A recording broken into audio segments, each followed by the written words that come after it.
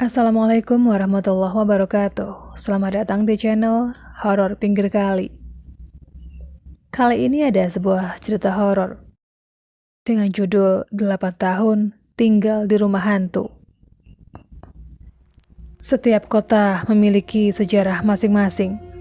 Setiap kampung memiliki cerita masing-masing. Setiap rumah memiliki kisahnya tersendiri. Dan kisah berikut ini adalah kisah hantu yang terjadi di sudut utara Yogyakarta. Saya tinggal di sebuah kampung yang konon dulu lumbung bekas korban PKI. Cerita itu benar atau tidak, yang jelas banyak tetangga yang percaya kisah itu. Dulu orang tua saya ngontrak di sebuah rumah petak sederhana. Saking sederhananya, harganya pun sederhana. Pemilik rumah mengatakan dari seluruh rumah yang dikontrakan, rumah ini adalah yang paling murah. Karena saat itu orang tua tak ingin mencari-cari lagi, rumah ini kemudian menjadi rumah kontrakan pertama. Ditempati selama 8 tahun, dari tahun 91 sampai tahun 99. Sekilas tidak ada yang aneh. Namun kalau dilihat dari luar, rumah ini memang singup. Seperti ada makhluk asing yang menempatinya. Awalnya saya tak yakin, begitu pula orang tua saya. Tapi saat itu sang pemilik kontrakan memberikan kabar yang mengejutkan. Bapak ini orang pertama yang mau ngontrak di sini. Sebelumnya tidak ada yang mau. Karena katanya angker, makanya saya kasih harga paling murah. Bapak saya tidak peduli. Toh asal dia tidak mengganggu kita, sekalinya biasa saja. Kenyataannya lain. Perkataan pemilik kontrakan bukan isapan jempol belaka. Pada minggu-minggu awal tak ada sesuatu yang terjadi, baik siang maupun malam hari. Namun semua berubah ketika memasuki bulan ketiga, bulan yang kami sebut bulan berkenalan.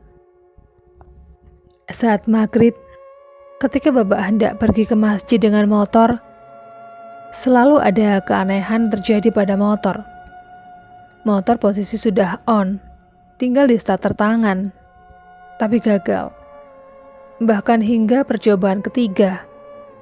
Begitu pula saat mencoba starter aki, gagal hingga percobaan ketiga pula. Akhirnya motor kembali dalam posisi off, kemudian dinyalakan kembali dengan starter tangan. Ajaibnya kali ini berhasil. Bapak hanya bingung, dan peristiwa ini berlanjut dari bulan keempat hingga keenam.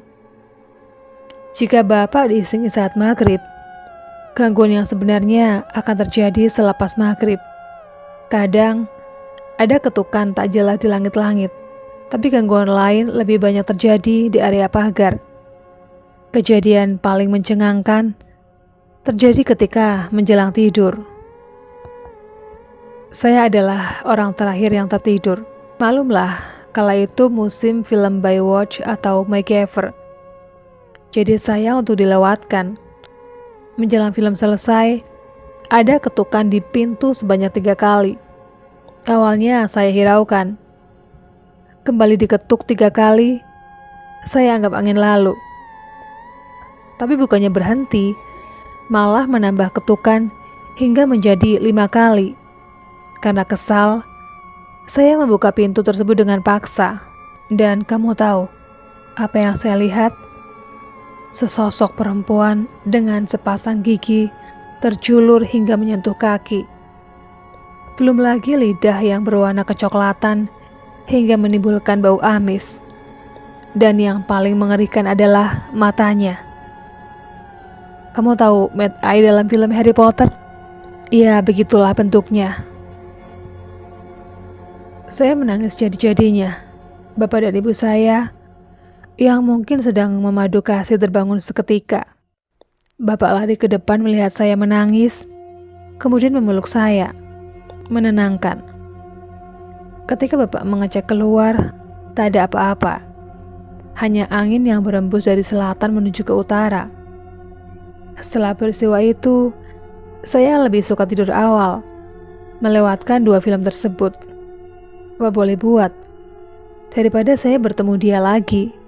Saya pun enggan mengingatnya, walaupun wajahnya hingga kini masih membekas di pikiran saya.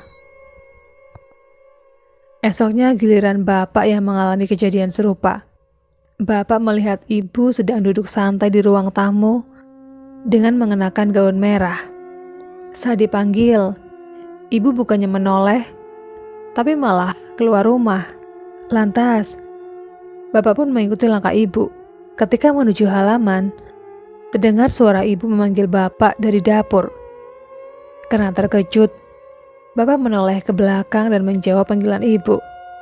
Namun, sepersekian detik bapak berpikir, kalau dari belakang itu suara ibu, maka di depan bapak itu siapa?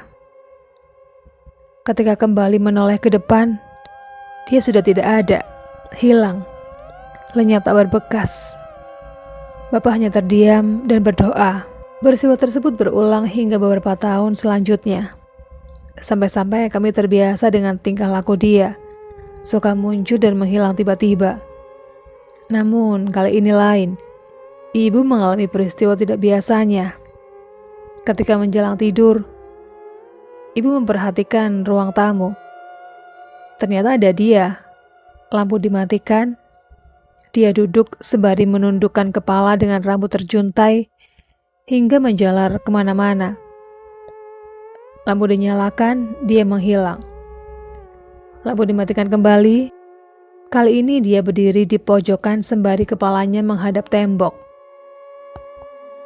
Tapi dari sekian malam, hanya malam Jumat Legi yang paling menakutkan.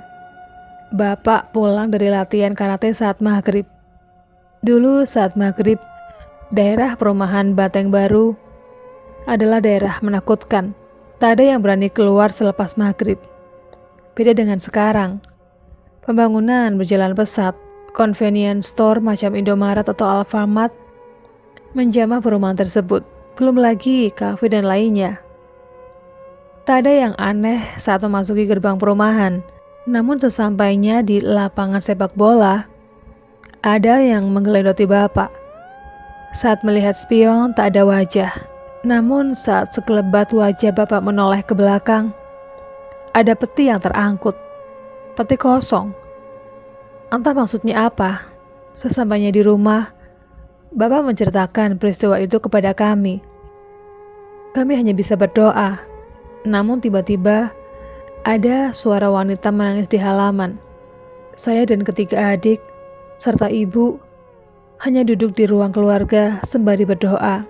Ketika bapak menuju halaman, suara itu pindah ke kamar mandi. Dikejar lagi, suara pindah ke kamar tamu. Dikejar kembali. Kali ini suara tersebut pindah ke dapur. Bapak berjalan pelan menuju dapur. Sesampainya di sana, suara itu menghilang. Sekitar 5 menit kemudian, itu muncul di halaman belakang. Lebih tepatnya, berada di pohon nangka. Dengan berbekal tasbih dan Al-Quran, bapak mengajak ibu bergegas ke pohon nangka. Sedangkan saya ditugaskan menjaga adik saya. Kata bapak, bentuknya lebih hancur dari apa yang saya lihat. Darah bersimbah di mana-mana, dan posisinya yang cukup mengerikan. Dia tampak tergantung seperti orang bundir. Saya tak tahu mengapa dia sampai gantung diri. Yang jelas kata bapak, ia minta didoakan supaya arwahnya tenang. Bapak pun memanggil saya. Kami bertiga, saya, bapak dan ibu, berdoa agar dia tidak mengganggu lagi dan arwahnya bisa tenang di sisinya. Selepas peristiwa yang mencengangkan itu, suasana rumah normal kembali. Tak ada peristiwa yang menakutkan ataupun mengejutkan. Dan peristiwa tersebut berjalan normal hingga kami pindah rumah di daerah Monjali. Kami pun hidup normal dan lebih menikmati hidup. Namun beberapa hari setelah kami pindah, penghuni kontrakan lama yang menggantikan kami datang ke rumah dengan wajah pucat pasi. Ada apa, Pak? Kok seperti ketakutan? Bapak mencoba bertanya, Dulu Bapak sekeluarga pernah mengalami sesuatu yang aneh nggak? Enggak tuh. Memangnya kenapa, Pak? Bapak mencoba berbohong. Kemarin saat malam, saya tidur di kamar tidur. Lah, kok waktu saya bangun, saya sudah berada di halaman belakang. Wah, saya nggak pernah mengalami kayak gitu, Pak. Serius. Sejak saat itu, kabarnya setiap 4-5 bulan, pemilik rumah selalu berganti. Kadang kalau ada pemilik yang menempati sudah menjelang setahun, rumah tersebut direnovasi agar nyaman. Tapi baru mau diselesaikan, sang pemilik justru pindah. Aneh. Hingga kini renovasi terus berjalan. Saya tak tahu siapa yang menempati sekarang. Yang jelas saat ini ada julukan untuk rumah tersebut, yaitu Kandang Bubrah. Demikian video kali ini. Kita jumpa lagi di video berikutnya. Assalamualaikum warahmatullahi wabarakatuh.